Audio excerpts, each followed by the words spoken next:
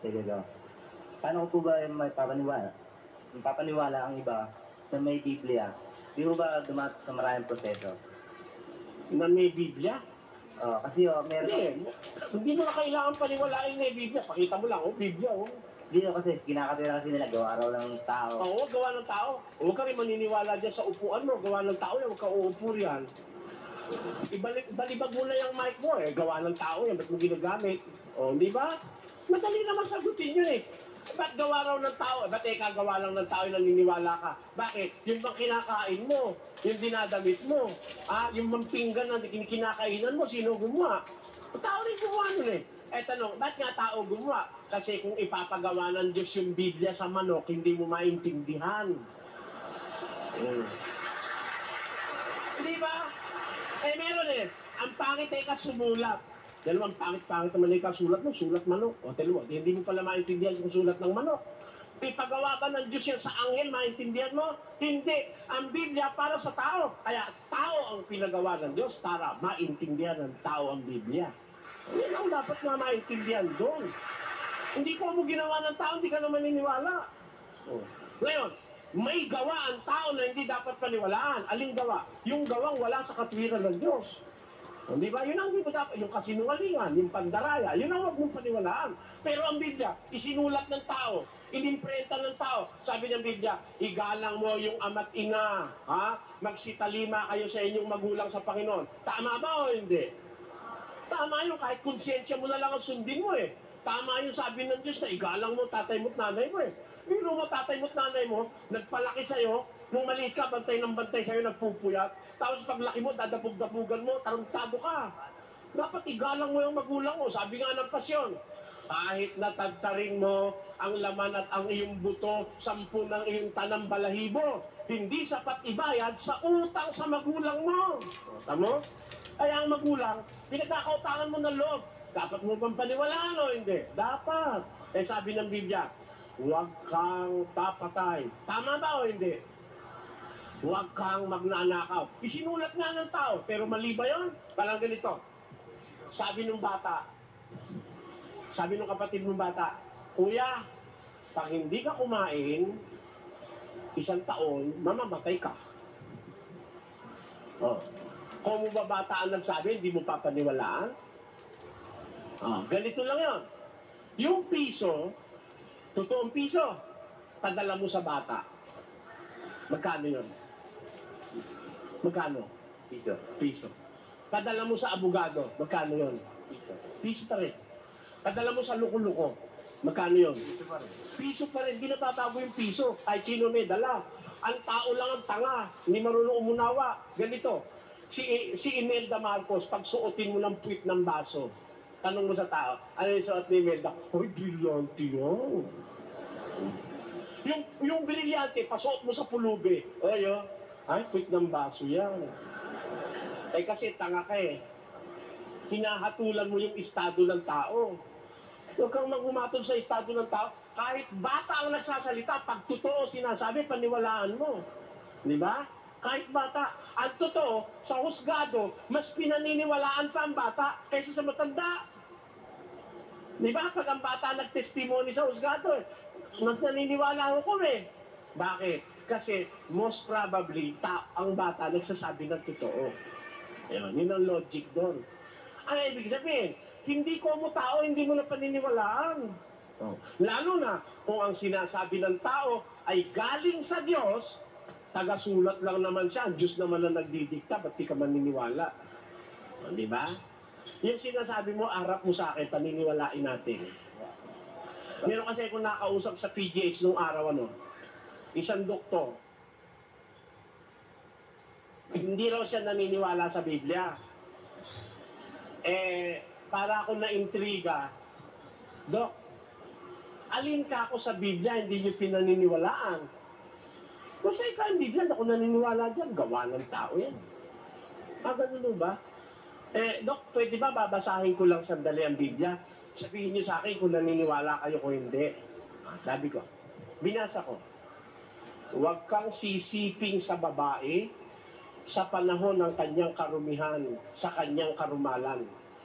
Dito, Dok, sabi ng Diyos, hindi raw maganda yung babae, sisipingan mo pag may regla. Yan, naniniwala ako dyan. Talagang tama yan. Hindi niya pwede hindi paniwalaan, doktor siya eh. Pag hindi, sasampalin ko siya eh. O, di ba? Isasampal ko sa kanya yung katwirang nasa Biblia. Di naniniwala siya ron. Dok, ito pa, babasa pa ako isa rito. Sabi ng Diyos, pag ikaw ay nakahawak ng bangkay ng isang hayop na karumal-dumal o ng isang taong namatay, maliligo ka at maghugas ka ng kamay. Tama ba yun, Dok? Hindi siya pwedeng tumutol eh. Kasi siya, buhay pa hinahawakan niya pagkatapos ng isang pasyente, hugas. Pagkatapos na hipuin sa pasyente, hugas. Hindi pa patay yun, buhay pa yun. Hugas na siyang hugas. Sa Biblia, pag patay, hugas ka. Maliligo ka pa. Tama ho ba yun, Dok? Medically and scientifically, tama yun. Yan. Tama yan. Naniniwala ako dyan. Lahat ng may kinalaman sa doktor, pinagbabasa ko. Mamaya konti, nakakaisang oras na kami.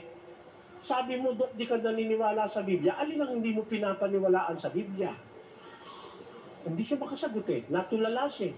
Lahat ng basahin ko, naniniwala siya. Pag magkakain ka, ikaw magugas kang kamay. Pag tatay ka, tabulan mo ng lupa. Nasa Biblia eh. Tututulan niya ba yung doktor siya? Sabihin ba niya, hindi, pagkatay mo, iwan mo na lang niya, pabayaan mo kainin ng aso. Ganun ba? Hindi ka doktor niyan. Nakalagay doon, pag tumay ka, tatakpan mo ng lupa. Tama ba yun, Dok? Tama raw.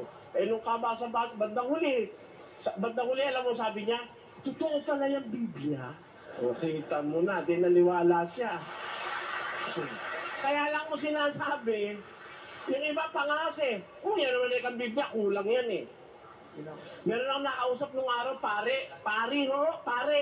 Yan naman ang Biblia, kulang yan eh. Padre, sabi ko, okay, alin ho ang kulang sa Biblia?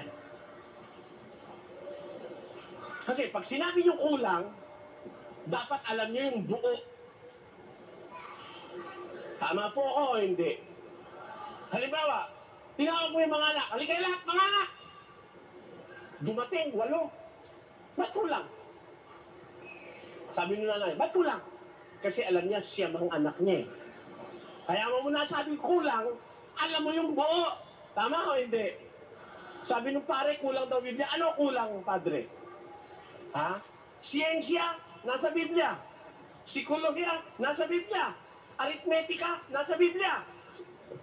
Lahat ang maiisip mo nasa Biblia. Gusto mo, patunayan ko sa'yo. Mag-isip ka ng kahit anong bagay, babasahin ko sa Biblia. Yung hindi mo nga naiisip, pwede ko pa rin basahin sa Biblia. Ano ang kulang sa Biblia? Bakit mo sasabihin kulang ang Biblia? Para mo masabing kulang ang Biblia, alam mo ang buo. Sino naman nakakaalam ng buo kundi ang Diyos? Wala naman iba nakakaalam ng buo kundi ang Diyos eh. Ako man, marami kong hindi alam eh. Di ba? Pero kung lahat lang nung iisipin mo ang itatanong mo sa akin, lahat yon, ginagarantiyahan ko sa'yo, babasahin ko sa Biblia, lahat. Gusto mo, pati ampalaya, babasahin ko sa Biblia. Pati bawang, pati pipino nasa Biblia, sibuyas nasa Biblia, ampalaya nasa Biblia. Ano pa rito ang alam niyong gulay? Yan, nasa Biblia yan. Ito ba? Totoo ba itong bulaklak na to? Kasi nung dito ako pumunta nung puro mga paper roses yun. Yan, nasa Biblia yan. Pati nga bulaklak artificial, nasa Biblia rin eh. Yung paper roses, nasa Biblia yun. Aeroplano, nasa Biblia. Computer, nasa Biblia. Gusto nyo, lahat nandun yun. Walang kulang yun. Ano pa tatanong mo? Pati nga numismatics, nasa Biblia eh. Pati yung tropology, nasa Biblia yun. Anthropology, nasa Biblia yun. Yung tropology, nasa Biblia yun. Walang kulang ang Biblia. Ako po kasi sa nakaraang mga 34 anyos, 35 na pala, sa awa ng Diyos, na nakagiliwang ko na yung sinasabi sa Biblia, isipin at pag-aralan. Kaiisip ko, napatunayan ko, sabi ng Diyos, pakinggan niya. Isipin mo ang sinasabi ko at sapagkat bibigyan ka ng Panginoon ng pagkaunawa sa lahat ng mga bagay. Ayun ang sabi ng Diyos. Isipin mo ang sinasabi ko. bibigyan ka ng Diyos ng pagkaunawa sa lahat ng bagay. Kaya pag mag-iisip ka lang, maintindihan mo eh. Mag-isip ka po, pati buhok nasa Biblia. Di ba? Pati kalbo nasa Biblia rin. Si Pogi nasa Biblia yun. Alaan nyo? Ha? Wala kang isipin wala sa Biblia. Eh, tinanong nga sa akin eh, yung ako si Ginoong Period, nasa Biblia yan. Si Kibuloy, nasa Biblia yan.